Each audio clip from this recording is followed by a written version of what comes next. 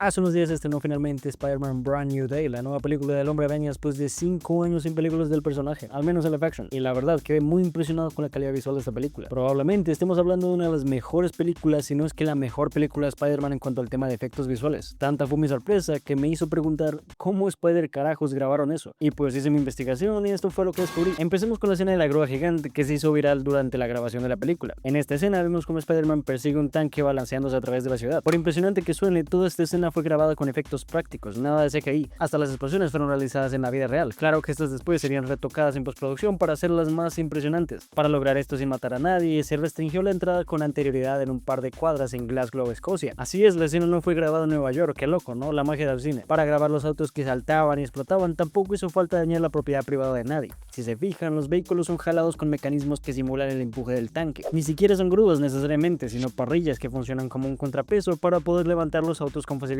O sea, palancas, básicamente. Para el movimiento del Hombre Araña se utilizó un artefacto grande y aparatoso, pero también es bastante simple si le pones atención. Estoy hablando de un camión. Sobre ese camión hay una grúa donde varios cables llevan colgando al actor de turno, ya sea un doble o el mismo Tom Holland, quien grabó muchas de las secuencias de acción él mismo, por cierto. Entonces, cuando el camión arranca, aprovechan la diferencia de velocidad entre el carro avanzando y el actor que va colgando para ganar altura. Junto a la velocidad también se le suman los controles del arnés, un par de cuerdas que el actor sostiene en sus manos para jalar y ajustar su posición, como las cuerdas de un parapente. Este arnés se oculta debajo del traje, claramente, pero se pueden ver dos de sus ganchos a los costados del estómago. Se ponen ahí porque es el centro de gravedad y es más fácil distribuir el peso así. Además, que esto permite tener las manos del actor libres para que pueda actuar actoralmente. Por cierto, debajo de ese armatoste gigante está el personal que controla la cámara, la cual es otra grúa más chiquita que permite alcanzar varios ángulos para la fotografía de la película. Aunque claro, no todos se graban así porque sería imposible. Algunos planos directamente se graban con un dron o con cámaras estáticas, dependiendo de lo que necesiten. No, olvidé mencionar que junto a este camión a veces hay otro camión que carga una pantalla azul para facilitar el trabajo de postproducción. Entonces en total se necesitan muchos camiones. Hablemos otro rato del arnés que mencioné porque es una de las partes más esenciales para grabar el movimiento acrobático de Spider-Man. Si se fijan en esta foto tenemos la oportunidad de ver el arnés completo sin quedar oculto por el disfraz. Aquí pueden notar la sección principal de correas alrededor de la cintura de las que les hablé anteriormente, además de un juego de correas alrededor de las piernas y otro que agarra el pecho. De esta forma se cubren los puntos más centrales del cuerpo donde se puede distribuir mejor el peso para ejercer más fuerza sin causar daño al actor. Se hace así porque si amarraran el arnés a uno de los brazos, por ejemplo, el peso sería tanto que terminaría dislocando el brazo o algo peor, sin importar si tienes la fuerza proporcional de una araña o no. Además de esas correas, notarán que también hay un aro grande alrededor del Tom Holland. Este aro le permite al actor girar sobre su propio eje sin que los cables se enreden alrededor de él. Esto resulta especialmente útil para coreografías muy acrobáticas o con grandes maniobras en el aire, pues da más libertad de movimiento. Por eso se usa bastante con personajes que pueden volar, por ejemplo. Cables y arneses, esa es la respuesta al título del video. Aunque imagino que se alegrarán de saber que la mayoría del metraje de esta película fue hecha de manera completamente práctica. Claro que obviamente fue retocado con CGI después en postproducción. Por ejemplo, fíjense aquí, este es el momento cuando grabaron el homenaje a la icónica portada de la Amazing Fantasy número 15, donde el hombre que araña rescata al hombre que cae. En los detrás de cámaras, el director de la película, Destin Daniel Cretton, especificó que para estas tomas tipo portada fue necesario grabar a 420 fotogramas por segundo para poder lograr el efecto de cámara lenta que estaban buscando. Pero claro, es muy difícil actuar cuando la toma dura tanto, por eso fue necesario que al menos esta toma se grabara en interiores, con pantalla azul de fondo, para poder tener un control meticuloso del movimiento de los cables en cada uno de sus 420 fotogramas. Otra portada que también fue recreada para esta película fue esta con Scorpion, aunque aquí el personaje no está columpiándose con sus telarañas, pero el mecanismo detrás de cámara sigue siendo el mismo, cables y grúas. Con estas levantan al actor en el momento en el que Spider-Man recibe el golpe, para simular que la fuerza del golpe fue tanta que lo levantó por los aires. Aunque suene simple, existe cierta complejidad en grabar escenas como estas.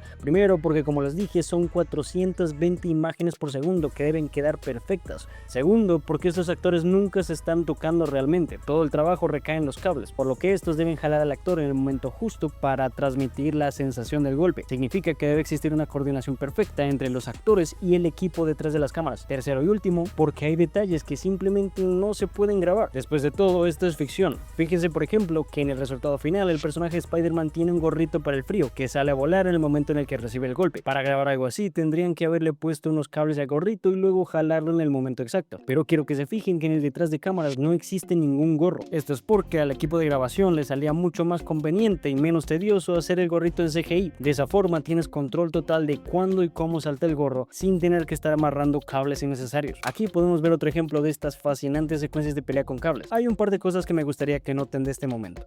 Primero, que el actor de Spider-Man y el de Scorpion nunca se tocan. No solo es que los golpes no sean reales, real, sino que los actores ni siquiera están realmente cerca el uno del otro. Si miramos desde otra perspectiva, notarán que existe una distancia bastante considerable entre ambos, pero se ven cerca en el resultado final gracias a la perspectiva de la cámara. Lo segundo es que allí escondido detrás del bote de basura está el operario de las cuerdas. No todo lo pueden hacer las máquinas en los mecanismos, a veces simplemente son personas jalando cuerdas. En este caso no hay problema de que el operario sea visible, porque recordemos que el único punto de vista que importa es el de la cámara, que se encuentra justo aquí. De hecho hay otra detrás de Scorpion, pero no se alcanza a ver. Como sea, en este caso el operario queda oculto en ambas direcciones, tanto por el auto como por el bote de basura. En esta otra imagen podemos confirmar lo que les dije de las dos cámaras. Como un dato curioso es que aquí se utilizan dos claquetas diferentes para diferenciar los dos metrajes diferentes grabados en la misma escena. Me gustaría añadir que estas coreografías de acción llenas de acrobacias y maniobras se las debemos agradecer al señor Peng Shang. Espero estarlo pronunciando correctamente. Este señor ya ha sido antes el coordinador de stunts de varias películas de Marvel, como Shang-Chi o Wonder Man, que también fueron dirigidas por Destin Daniel Cretton, así que básicamente es su hombre de confianza para esta clase de secuencias. Bueno, pero ya hablamos mucho de cuando Spider-Man está en el aire, ¿no? Siempre anda por ahí colgando de cuerdas. ¿Hay alguna otra toma que se pueda hacer sin lanzar a Spider-Man por los aires? De hecho, sí hay un par, pero son menos impresionantes visualmente, así que quedan advertidos. Cuando Spider-Man tiene que jalar cosas con sus telarañas, un miembro del equipo de Grip se ubica del lado opuesto aguantando la cuerda. Este me parece un hito muy impresionante para el equipo de esta película, porque es muy difícil encontrar un operario que tenga la misma superfuerza que el asombroso hombre araña. En los momentos cuando Spider-Man tenía que saltar de edificios a grandes alturas, en realidad era Tom Holland saltando de una plataforma donde abajo había una colchoneta. En esta foto no se ve muy bien, pero en esta sí es bastante visible. De esta forma el actor puede lanzarse al suelo sin temor de hacerse daño, y la colchoneta no queda visible en el resultado final gracias a la perspectiva de la cámara. Otro detalle genial de esta película es algo que ya les había comentado en el video que hice analizando el tráiler de la película. Aquí Tom hace como que se está bajando la máscara, pero en realidad no agarra nada. Esto es porque la máscara de Spider-Man es algo que requiere muchos retoques en el departamento de postproducción para que se vea bien, porque en la vida real no existe ningún material que se comporte así de bien, sin arrugas y resaltando la forma perfecta y circular de la cabeza. Eso no existe.